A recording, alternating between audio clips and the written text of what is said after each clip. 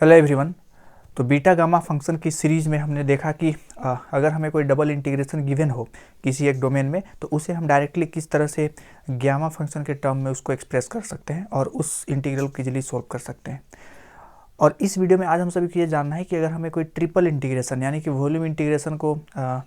Gamma function के रूप में एक्सप्रेस करना हो तो हम किस तरह से कर सकते हैं। और इस टाइप के जो इंटीग्रल होते हैं उसे हम सभी डिरिचलेट इंटीग्रल कहते हैं। ठीक है, तो ये डबल और ट्रिपल दोनों इंटीग्रेशन के लिए हम सभी को पढ़ना है। तो डबल के लिए तो हमने ऑलरेडी पढ़ रखा है इसके पिछले वीडियो में, और उसमें जो हमने रिजल्ट फाइंड आउट किया था वो है,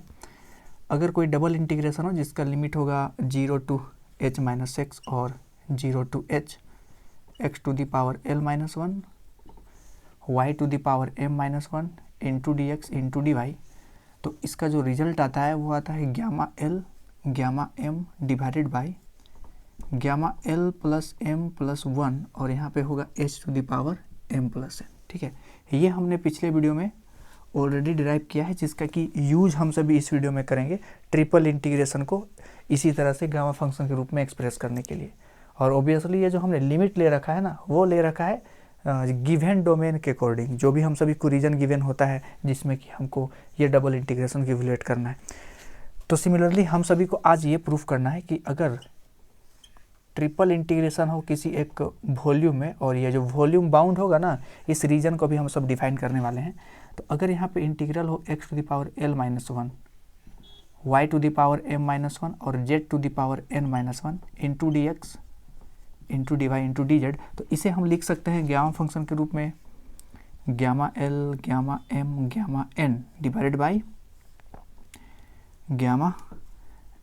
L plus m plus n plus 1। ठीक है, और ये जो वॉल्यूम भी होगा ना, ये बाउंड होगा कुछ कुछ रीजन्स जहाँ पे है x plus y plus z is less than equal to 1, x is greater than equal to 0 and y is greater than equal to 0। ठीक है, और साथ में यहाँ पे z is greater than equal to 0। तो इस डोमेन के लिए इस रीजन से जो भी वॉल्यूम बाउंड होगा उसमें हम सभी को इस इंटीग्रल को ये प्रूफ करके बताना है। ठीक है, तो चलिए इसको सोल्व करते हैं। तो अगर हम यहाँ पे लिमिट को स्प्लिट करके रखना चाहें तो सबसे पहले अगर z का लिमिट पुटअप करेंगे तो होगा 0 to 1 minus x plus y. ठीक, और जो y की लिमिट होगा वो होगा 0 to 1 माइनस एक्स और x का लिमिट होगा 0 to 1। ठीक है, और यहाँ पे होगा, क्योंकि x का लिमिट है, चलिए यहाँ पे x का टर्म को पुट कर देते हैं, x to the power l - 1 into d x, y to the power m - 1 into d y और z to the power n - 1 into d z. ठीक, अब इसे आगे हम सभी किस तरह से इवैल्यूएट करेंगे। तो अगर मैं x का लिमिट जो है 0 to 1 x to the power l - 1 into d x, और ये दोनों इंटीग्रल को अगर मैं साथ में लिखना चाहूँ तो इसे लिख सकता हूँ 0 to 1 minus x plus y 0 to 1 minus x, और यहाँ पे रहेगा y to the power m - 1 और z to the power n - 1 into d y into d z. ऐसा हमने इसलिए लिखा ना क्योंकि हमको इसको यूज़ करके डायरेक्टली यहाँ पे वैल्यू पुट करने वाले। तो यहाँ पे देखो तो लिमिट है 0 to h माइनस एक्स और यहाँ पे है 0 to h, है ना। तो अगर मैं यहाँ पे 1 माइनस एक्स को लेट कर लूँ, जैसे यहाँ से लिखते हैं let 1 minus x is equal to h, अगर कुछ देर के लिए हम इसको ऐसा लिखें तो इस इंटीग्रल को हम सभी लिख सकते हैं 0 to 1 x to the power l - 1 into d x, और क्योंकि हमने 1 माइनस एक्स को h कंसिडर किया है, ठीक है, तो यहाँ होगा 0 to h और यहाँ पे होगा 0 to h माइनस वाई, और यहाँ पे है y to the power m - 1 और z to the power n - 1 into d y into d z. अब अगर आप सभी देखो तो इस टाइप का जो इंटीग्रल होता है उसे आप ये लिख सकते हैं। तो इसे हम किस तरह से एक्सप्रेस कर सकते हैं, तो ये होगा 0 to 1 x to the power